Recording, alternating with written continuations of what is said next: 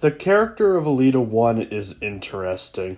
The first episode she appeared in was released on November 12th of 1985.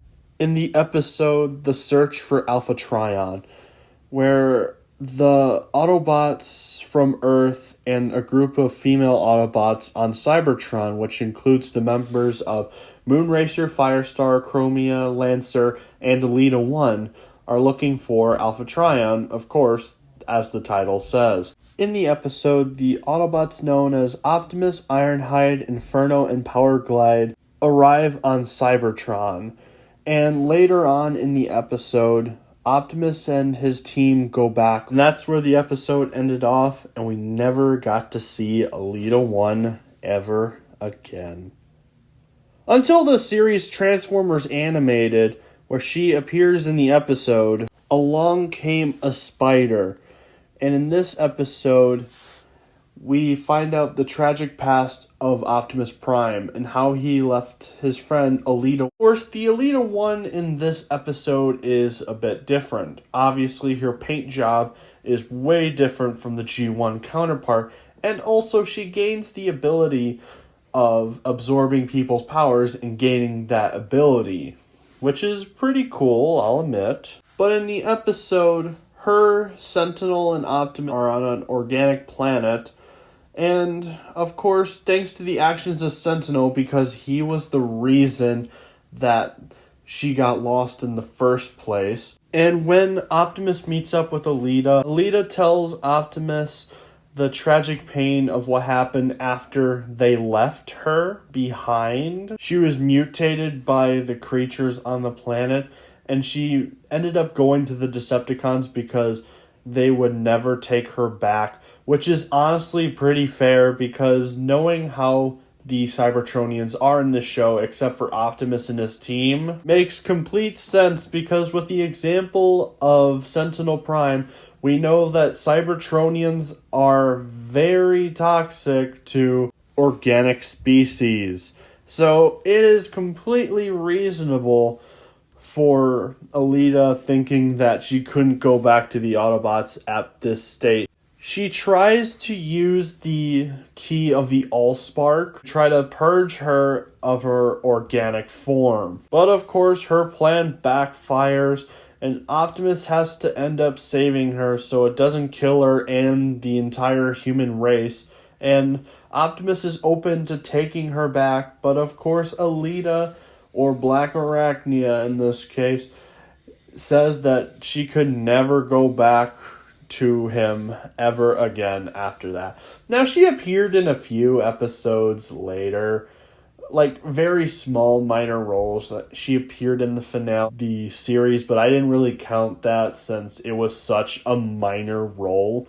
Her next big role came in the episode Predacons Rising, where she was trying to create an army of Predacons. First test subject that she used was the fugitive known as Wasp, where she turned the fugitive Autobot into the Predacon known as Waspinator. And of course, at the same time, Black Arachnia and Sentinel meet up once again. And of course, Sentinel is shocked and disgusted with what Elita has become. And the episode ends off with her and Waspinator being transported to an island where she is abandoned with Waspinator, who is clearly trying to go repair himself. And Elita is surrounded by a bunch of animals that resemble the Maximals from Beast Wars, which was honestly a kind of funny reference to that show. Now, there was going to be a season 4 of Transformers Animated, and one of the episodes would have had Black Arachnia return and try to create more Predacons for her Predacon army. It would have included Inferno from Beast Wars and Antagnia, which is a recolor of Inferno from, I think it's like the comics, if I'm not mistaken. But unfortunately, like the entire season, this episode was scrapped, and we never got to see this episode, unfortunately. And then we get to see Elita again in Transformers Revenge of the Fallen. But of course, her role was very minor, and I would say in the final battle or halfway of the film, she gets shot in the face by a Decepticon and dies. And then we transition to Transformers Prime, where Elita would have had a mention in the episode Stronger and Faster, where Ratchet injected himself with synthetic energon. The deleted scene would have been a part of the tangent Ratchet had in the episode, but he would have mentioned that Optimus had failed Elita because he was weak, and Optimus would have smacked Ratchet. Unfortunately, this got cut because the writers felt like this did not feel like Optimus, which, that's fair, but granted, at the same time, it would have been nice to see what this scene was like. I'm guessing it was cut pretty early on in the episode, like, even before they started animating the episode. I don't even think there's audio of that deleted scene. And then she would go hiatus again until 2020 or 2021, where she would appear in the War for Cybertron trilogy, the Netflix version of that trilogy, where she is the second command of Optimus Prime. And, of course, she's very judgmental on a lot of Optimus's decisions in the show, but I would say she's not a part of the problem I'm going to bring up, because I think for the most part she knew where Prime was coming from and was loyal, just questioned him once in a while. And then she's left behind at the end of Siege. She gets to lead her own squad in Earthrise, which sucks. Earthrise. The Elita stuff was fine. And then she ends up dying in Earthrise, and we get confirmation of her death in Kingdom. Eventually, she returns in Earthspark in 2023, which, of course, Earthspark sucks. She also made an appearance in the new run of comic books for Transformers by Skybound, the Energon Universe. And she also got to be one of the main leads of the new film Transformers 1. And I've noticed over the years, the most recent Elitas have not been that great. They've all had similar issues, and I would love to get into those issues. So let's start with Earthspark Elita. Now, before I realized the show was absolute garbage, I'll say, I actually didn't hate the introduction of Elita in the show. She kind of reminded me of Ironhide a little bit. And it was nice to get Elita after so long, and especially a different take on her, because most of the takes in the Transformers universe, she either stays on Cybertron or she dies, or both. So it was nice to see Elita going with Optimus Prime on Earth. And I'll say, her introduction fight in the first episode was great. But unfortunately, her character fell off after that. She kind of just became boring and an annoying girl boss. Like generic girl boss 5080. Like, she doesn't really do much except look cool, upstage Optimus a lot. Like, there is literally a clip in Season 2 where Optimus is block Ravage from escaping, and Elita drives in front of him, upstaging him. And then there's the point that apparently their relationship is complicated. Their Jawbreaker, one of the worst characters of the show, is like, you and Elita, what's it like? And Optimus just like, it's complicated. Which means that Prime probably got friend-zoned.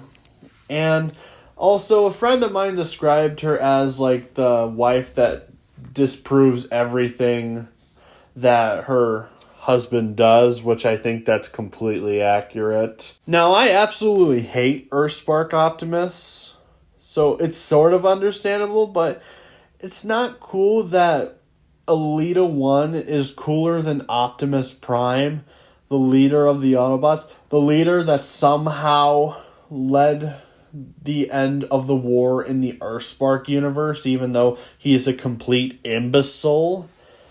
Like, you know, Elita in the show feels like cardboard. She just doesn't do anything, and she barely has a character, which sucks because she could have had a character if the writers actually cared about writing a good story instead of just pushing a message or a bunch of messages. But anyway, let's move on to Skybound. The first issue that Elita appeared in was issue 7 of the Skybound Transformers. Our story begins with her and a team of Autobots that consist of Huffer, Warpath, and Cup trying to save a Autobot, which turns out to be Ultra Magnus. And I'll say, her character wasn't terrible in the beginning. I actually liked her character in the start. She even made a promise to Ultra Magnus that if they are about to be captured, she'll kill Ultra Magnus because Ultra Magnus hates the state that he's in and doesn't want to be tortured by Shockwave again.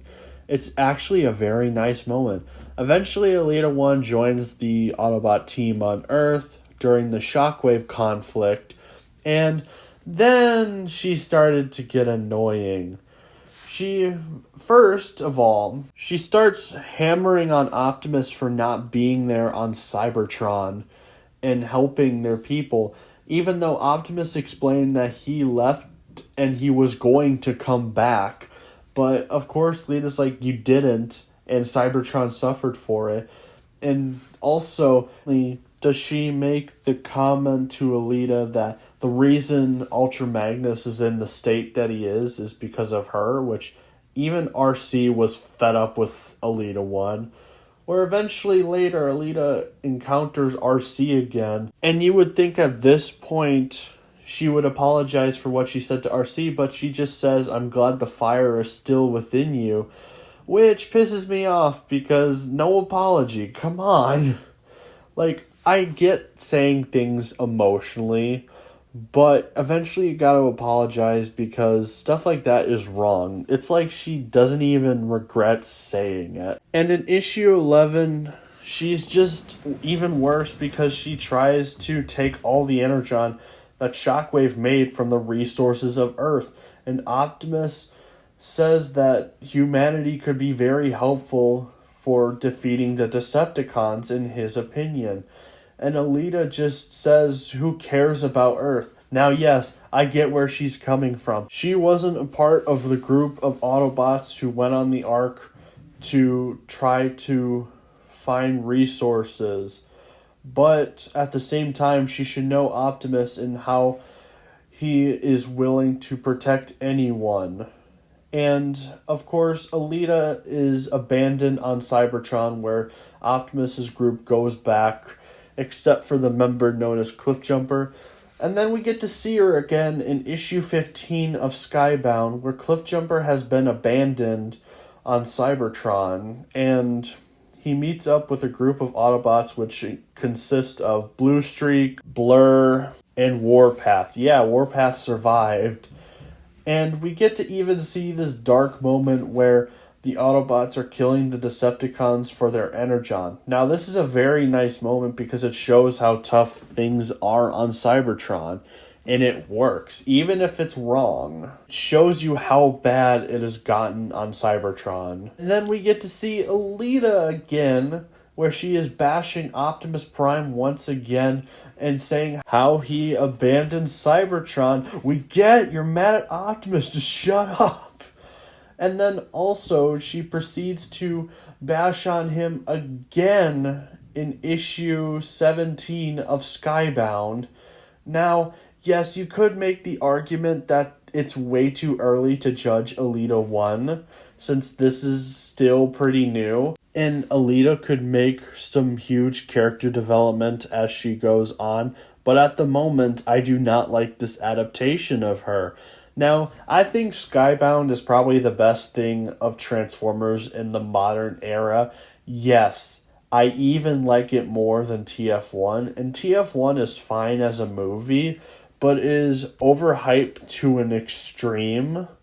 It's not even funny. Which, speaking of, let's go to the last one.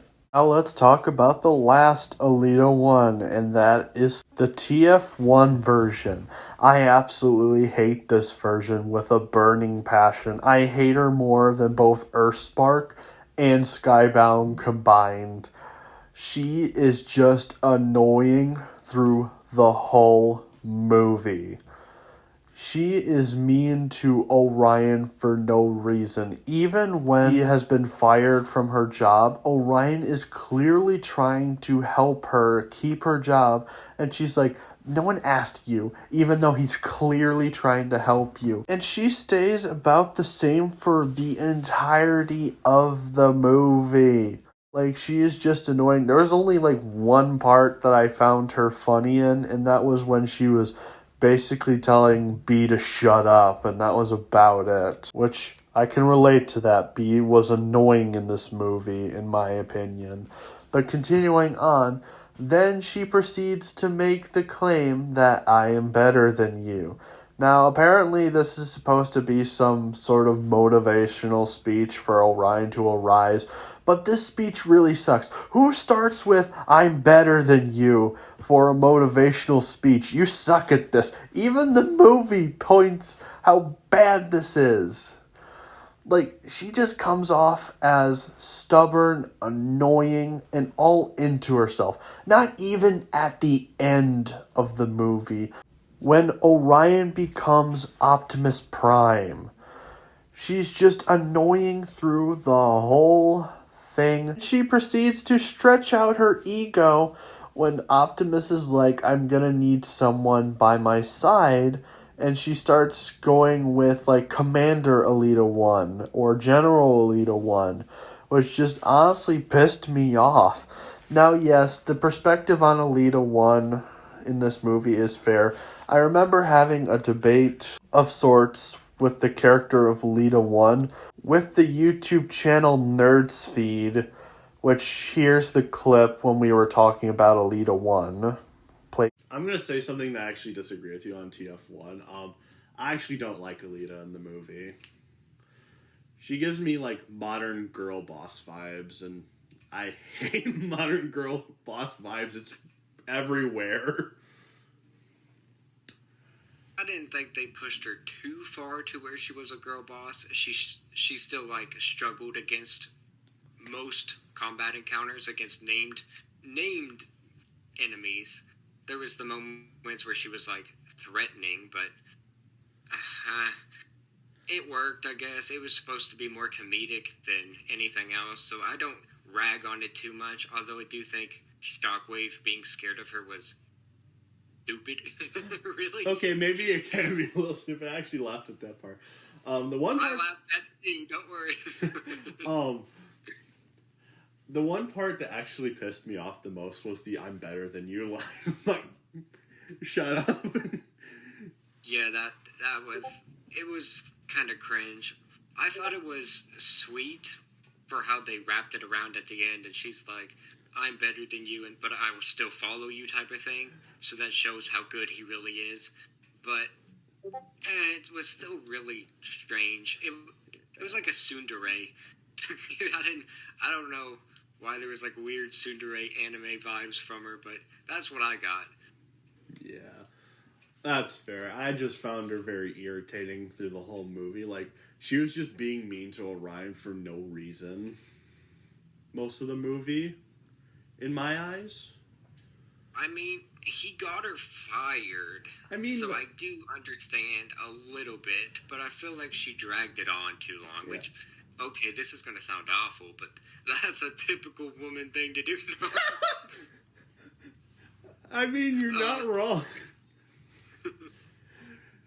And as after this, we're gonna get canceled. Now I'm playing. Yep, I just ruined it. I'm used to dealing with stupid people on the internet, so it's nothing new to me. If they can't take a joke, I feel like that's their problem. Yeah, it is their problem. Life's better if you can laugh at things. Yes, it is. Yeah. That was one thing I disagreed with you on, was the Elita 1. Like, I found her very frustrating. Like, especially when Orion said that the incident was his fault, and she's like, nobody asked you. Like, he's admitting it's his fault. Yeah, they tried too hard, I think. I think they really were trying to make her seem like a tsundere. I feel like that was the main goal. Get that anime. Me, I just think she is a girl boss, or very close to being a girl boss, which absolutely despise girl bosses. They are annoying. But yeah, that's pretty much it about the Elita problem. I just wanted to give my perspective. I've been noticing a recent trend with Elita 1. And also, I'm going to throw this out there. If they were going to do a romance thing with Elita and Orion in this movie, or should I say Optimus, this wouldn't have worked because Elita was mean to Optimus through the whole movie. She didn't change her character once or like, you know what, I'm sorry. I got the wrong picture about you, but now getting to know you a bit more, I've realized that you're a much nicer person and you were trying to help. But nope, she's just like, I'm better than you.